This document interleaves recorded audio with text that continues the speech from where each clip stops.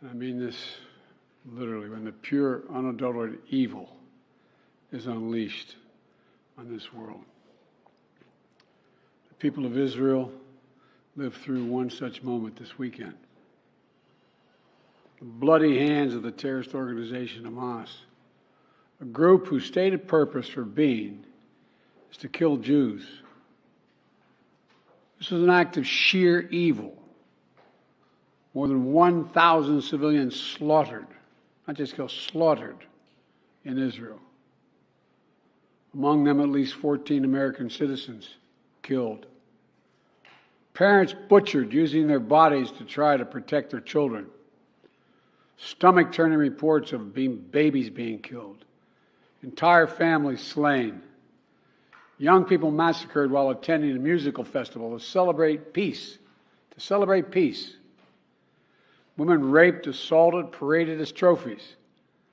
Families hid their fear for hours and hours, desperately trying to keep their children quiet to avoid drawing attention. And thousands of wounded, alive but carrying with them the bullet holes and the shrapnel wounds and the memory of what they endured. You all know these traumas never go away.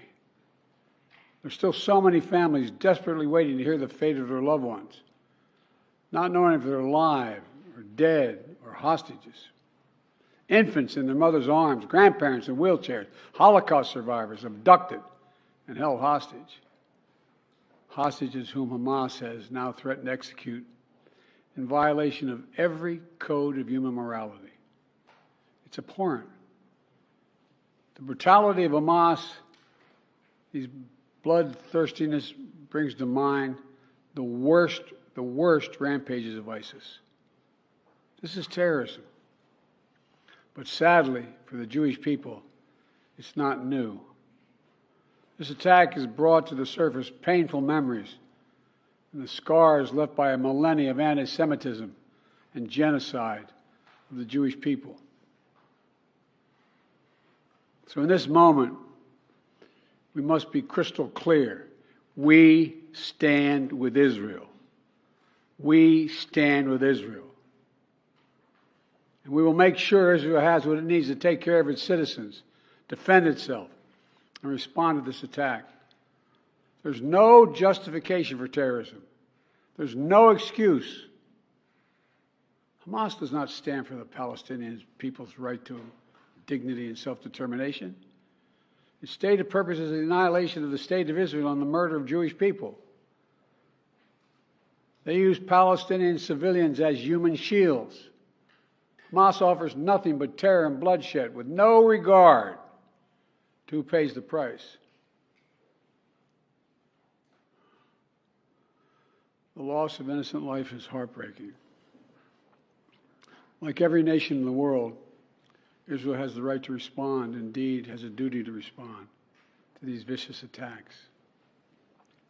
I just got off the phone with a third call with Prime Minister Netanyahu, and I told him, the United States experience what Israel is experiencing, our response will be swift, decisive, and overwhelming.